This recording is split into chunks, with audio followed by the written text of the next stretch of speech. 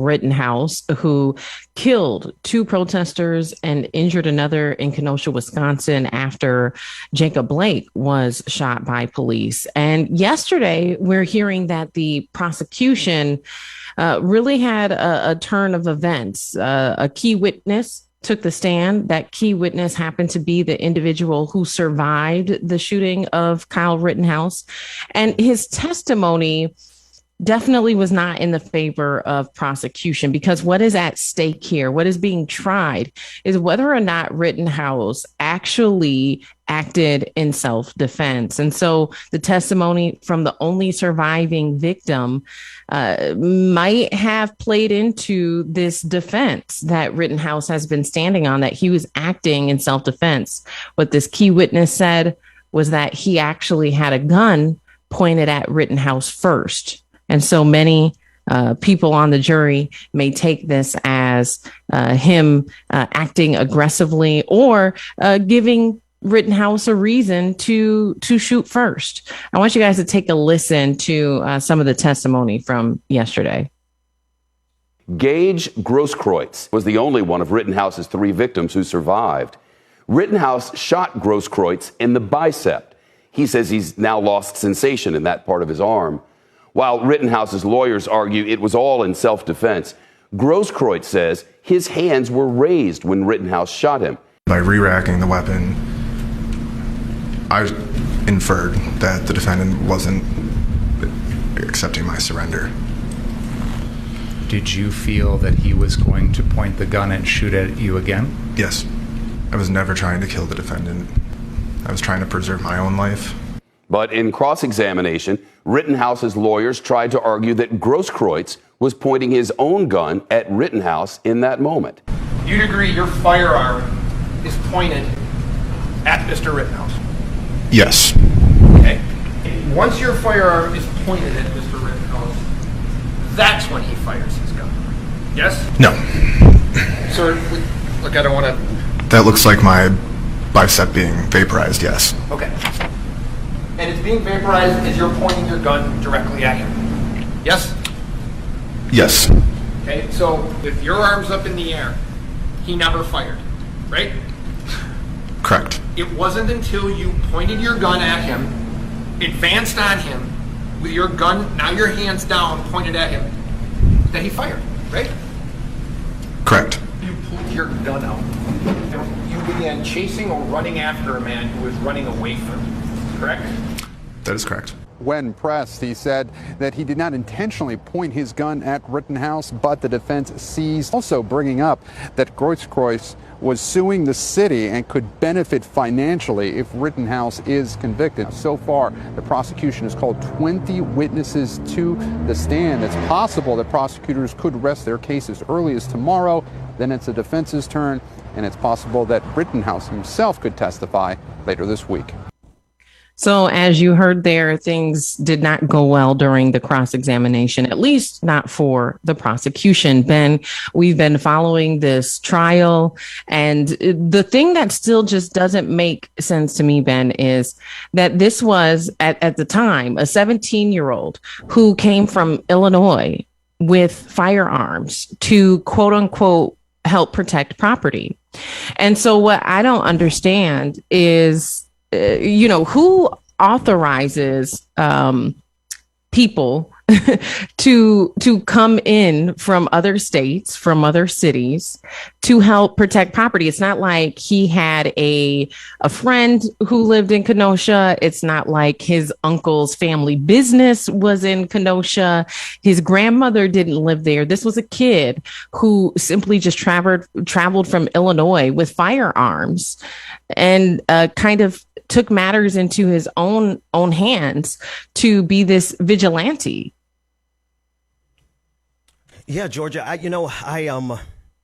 the prosecution is going to have to start this conversation back where everything began, which is simply this: Kyle Rittenhouse instigated a situation by showing up there with a weapon in order to do exactly what happened.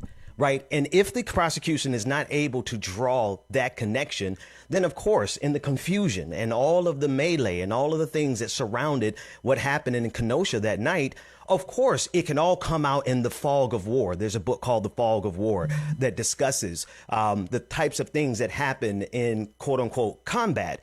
Well, why was there combat? There was combat because Kyle Rittenhouse crossed state lines with a weapon he wasn't old enough to be carrying in that state.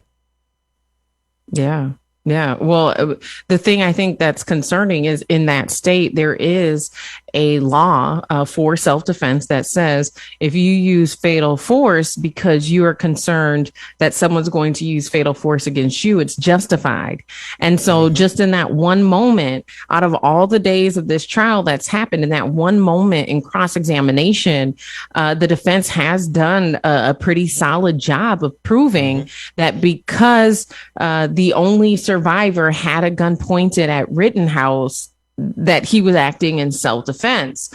And so, you know, what is the reality going to be in America if Rittenhouse is excused for killing two people and injuring another when he had no business being in Kenosha, Wisconsin? What message does that send to our nation? When these things are happening, when there's a protest because someone's been shot or killed by police, right? In this case, we know Jacob Blake wasn't killed, but he was paralyzed, right? And so that community was responding to what they felt like was an injustice.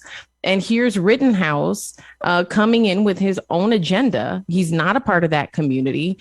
And not only is he coming in, he's coming in with guns. So what message does this send if this kid gets off on all charges? That's right. It sends a message that you can get away with murder. You can create the scenario that murder is necessary. That's the critical point. The critical point is that this justice system has severed when it comes to whiteness and white so-called supremacy. This justice system is completely proficient at cutting off the responsibility of who created the nightmare in the first place. Who created this situation? And if Kyle Rittenhouse gets off, like you said, then that means that more of these incel, inbred, backwards bigots can go across state lines and create a scenario where they get to kill with impunity. Yeah, well, we saw a case that it wasn't the same, but there were some similarities in Minneapolis. Kelvin Horton, who was a protester after George Floyd was murdered, was actually killed by a business owner. That business owner to this day there haven't even been charges brought up against him. Right.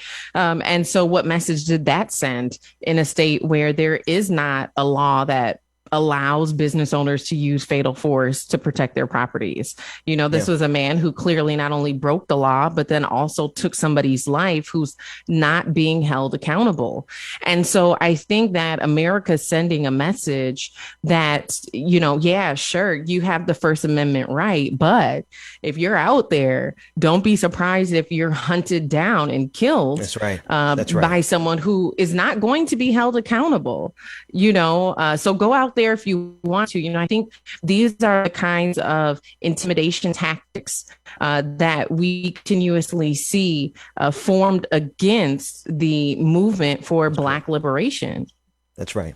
That's exactly right. And we see it happening time and time again, Georgia. We have too many examples of how lives are just completely disregarded when it compares to property. Right. You have the right to go out and protest. Right. But if anything happens that someone doesn't like, then that person has the right to cross state lines like Kyle Rittenhouse. If something happens and property is destroyed, then your life can be taken. And that's the end of conversation. So this country is sending a very clear message. Property is as equal to the value of human life, if not greater.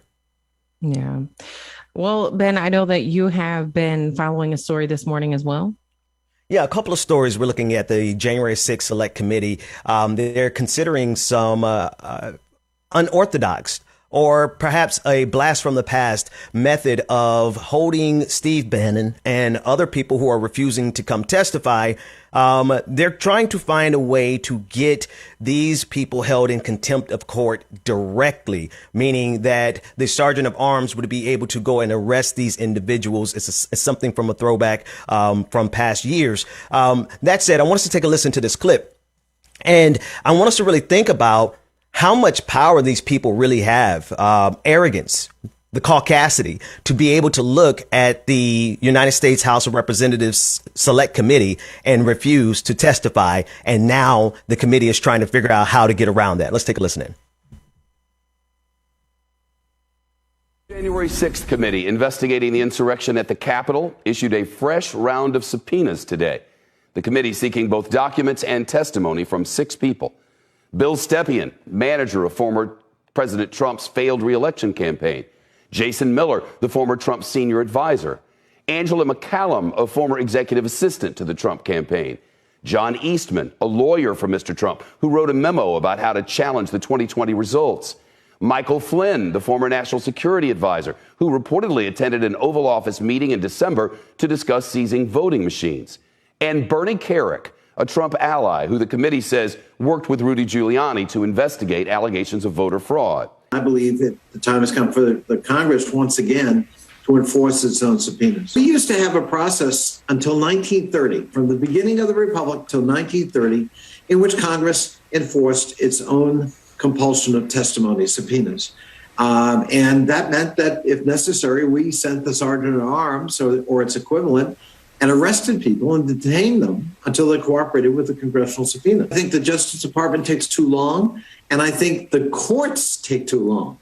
It's a very long, torturous process, and meanwhile, we need to be getting things done in real time.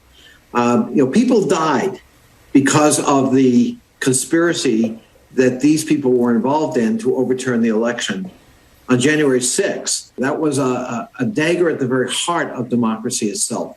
And we must take that as seriously as it was intended. And we can't rely on the courts to enforce our subpoena. So, Georgia, as you can see, they're doing their best to make progress to find out and get to the bottom of January 6th. And of course, these individuals are refusing to testify, I would offer, because they know they're culpable. And so now the select committee is having to circumvent some of or rather go back to a throwback of the past and have the sergeant at arms directly arrest these individuals because they're refusing to testify before Congress. And this is another situation where I just feel like people are trying to wiggle out of being held accountable. That's right. If you played a role, be proud, say what you did, and just take the consequence that comes along with it. It reminds me a little bit. I was just watching The Post over the weekend, and another series that documented Watergate. And, when one person comes forth and they start confessing their role, then usually what ends up happening is all of a sudden there's a ton of other people who are implied. And, we have seen people who served in the military who were involved in January 6th. We've seen police officers who were involved in January 6th. We've seen politicians who were involved in January 6th. They all need to be held accountable. And there needs to be some serious consideration on whether or not the people who are serving in those kinds of professional roles should be allowed to continue to serve in those professional roles. That's right, Georgia. And it really does speak, quite frankly, to the ability in this country for powerful white men, particularly conservative men, to simply do as they see fit with impunity. I mean, just think about the implications of being able to plan and execute an attempted overthrow of this government and then just say, I'm not going to testify. Yeah. And, I think there was this part in The Post where they said, this looks like a coup. And it brought me back to January 6th, because, there was a moment where President Nixon fired the attorney who was leading the investigation. They had asked for an independent investigation. He fired that attorney really for no good reason, because he was actually doing a good job and was going to start holding people accountable, right? And so he fires the attorney, and they went in and staged a sit-in. And so, it was interesting to see that many decades ago what they considered a coup, and then now having lived through January 6th, seeing what a real coup is, right? Right. But this process for justice has been long, and I think our generation will always contrast the treatment of the people on January 6th to the treatment of the people who are standing up for the life of George Floyd, for Daunte Wright, for Breonna Taylor, for the injustice that happened to Jacob Blake. Because those instances happened so close together, you cannot help but compare and contrast the treatment of the people who were involved on both sides of these different issues. And now that you say it like that, Georgia, it makes me think clearly of Kyle Rittenhouse. The fact that him being involved in this entire conversation specifically because of the protests. He turned out as a counter protesters, and now he's almost at the point where he's going to be able to escape responsibility, depending on how this justice system works out. I mean, let me say it like this. What can't an aggrieved white conservative get away with in this country? Yeah. Yeah. And, Ben, to take it a step further, there's some parallels even to the man who fatally shot Trayvon Martin. His name is escaping me at the moment. George Zimmerman. George Zimmerman. Do you remember the amount of support that people poured out for him? I'm seeing something similar with Kyle Rittenhouse, because he is symbolic of the white men in this nation who want to be able to bear arms, who want to be able to go out in our streets and kill and lynch whoever they feel like it without there being any kind of accountability or consequence. That's right. And so Rittenhouse, whether he's found guilty or not guilty, he has garnered so much support from people who believe in what he did, and who likely would go out and do what he did too, and may have been there on January 6th. That's right. That's right. Birds of a feather. They're all flocking together quite well, aren't they? Yeah. Yep. Well, the other story I'd like to cover this morning, Ben, we have been covering, the developments in the Daunte Wright case since it happened. Kimberly Potter's trial is set to begin on November 30th. And there's a lot of demonstrations that are happening now surrounding not just the injustice of what happened to Daunte Wright, but also the proceedings for the trial. There's been this back and forth on whether or not this trial will be live streamed. I did reporting on election day that this trial would be live streamed because there was a motion, and it's still on the Hennepin County Court's website. There was a motion that was published saying that it was approved. But at closer look, that actually is not signed. And so now there have been motions from both local media, national media, Court TV is involved. There's all these filings trying to convince the judge to allow cameras in the courtroom, to allow this trial to be live streamed. In Minnesota, there's usually not cameras in the courtroom. There was an exception made for the Derek Chauvin trial. And so they're asking for that same exception in this case as well.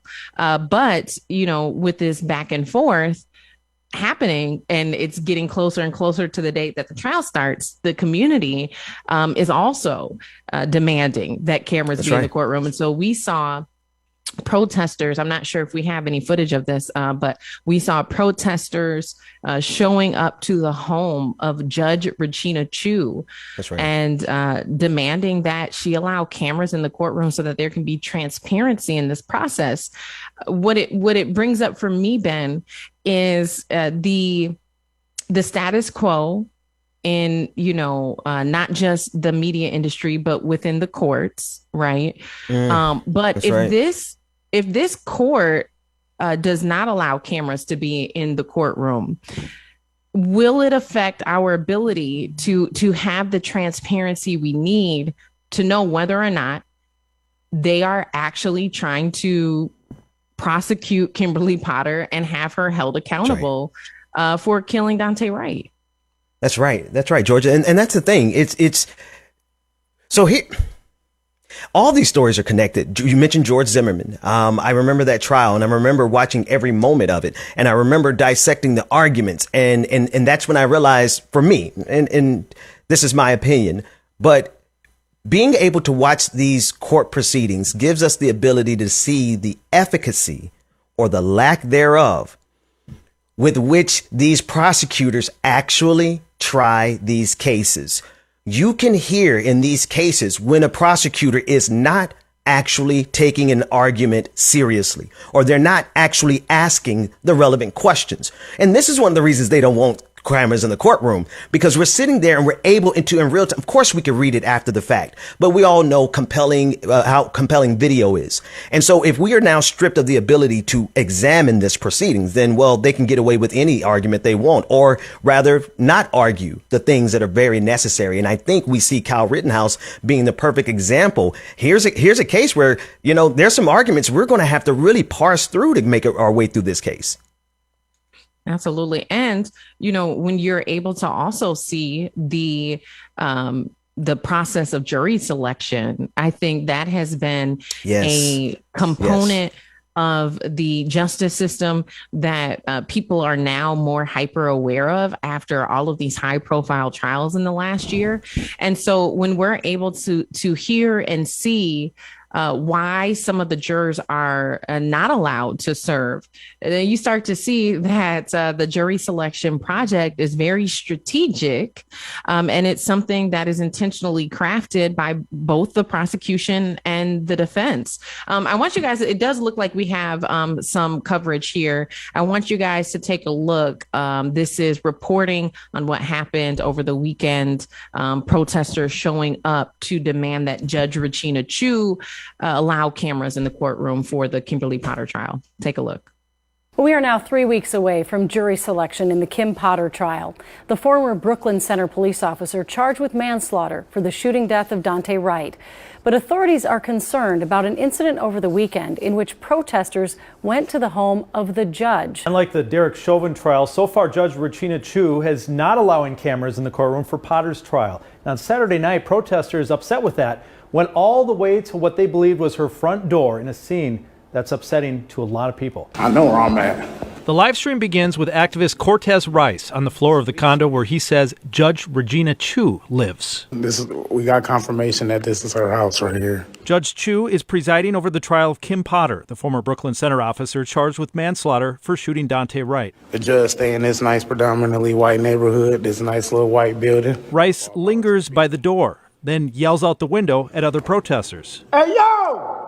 And walks outside after a resident on the floor questions him. Is there a reason why you're yelling out the window? Yeah, to let the gang know we up in this bitch. Outside, Rice joins about 20 other protesters yelling for Judge Chu to allow cameras in the courtroom for the Potter trial. We need those cameras in that courtroom, lady! I understand the First Amendment. I understand that people have a right to protest. But you want to have a protest that's effective. And this is a monumentally stupid way to go about to express your opinion. Former Chief Judge of Hennepin County District Court Kevin Burke, now retired, says the tactic is ineffective because no judge would make a ruling out of intimidation for the obvious precedent it would set. Many people inside the condo called 911, and Minneapolis police are now looking into it. Rice deleted his live stream, but returned today to defend his actions, claiming he was not intimidating Judge Chu. One thing I would have loved to have seen with that coverage is an alternative viewpoint other than a retired white judge who felt like their tactics were stupid.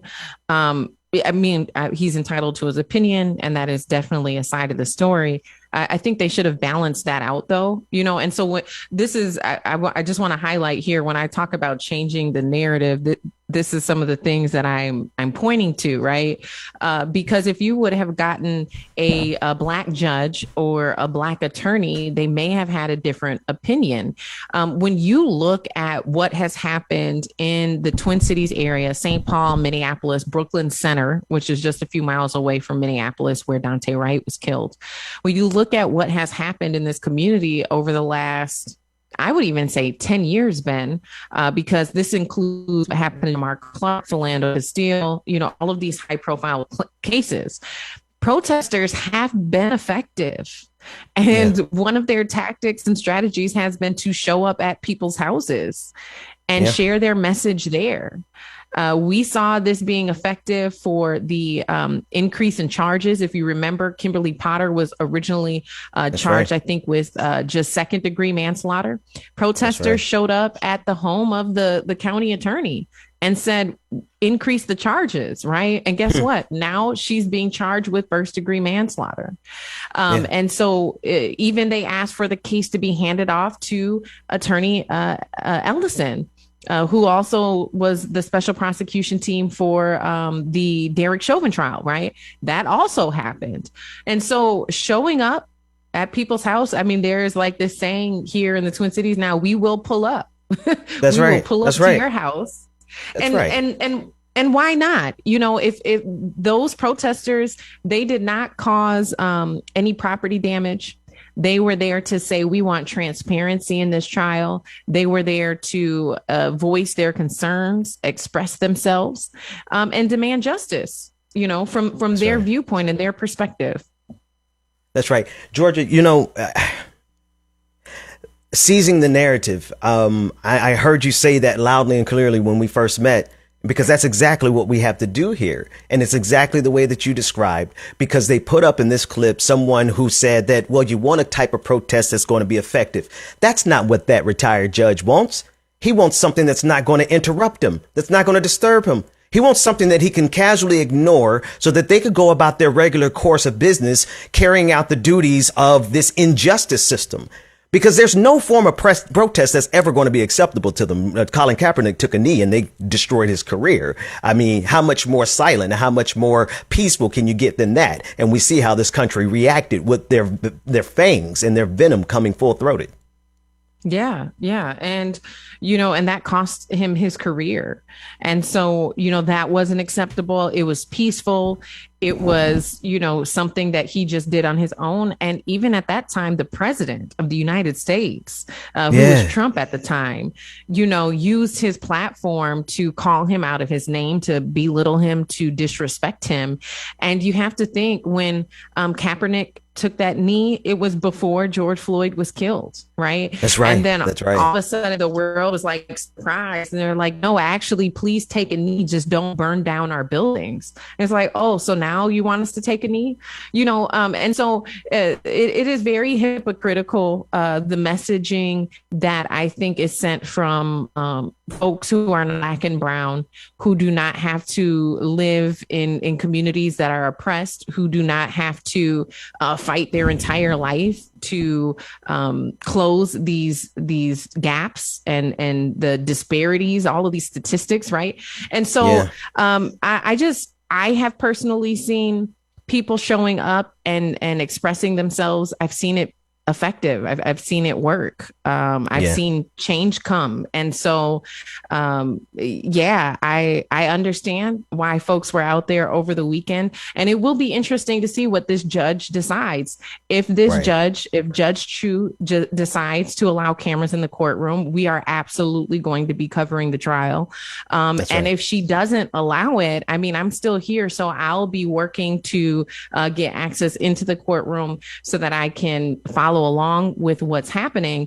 But right now, I think there's about a dozen media entities who have motions filed to try to get access in the courtroom. Honestly, Ben, I think in Minnesota, they need to change their laws. I think cameras should be allowed in the courtroom at all times for transparency and accountability.